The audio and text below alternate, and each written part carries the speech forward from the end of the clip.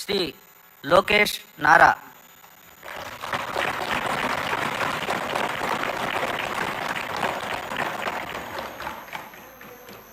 నారా లోకేష్ అనే నేను శాసనసభ సభ్యుడినైన ఎన్నిక అయినందుకు శాసనం ద్వారా నిర్మితమైన భారత రాజ్యాంగం పట్ల నిజమైన విశ్వాసం విధేయత చూపుతానని, భారతదేశ సార్వభౌమ అధికారాన్ని సమగ్రతను కాపాడుతానని, నేను స్వీకరించబోయే కర్తవ్యాలను శ్రద్ధాశక్తులతో నిర్వహిస్తానని దైవ సాక్షిగా ప్రమాణం చేస్తున్నాను.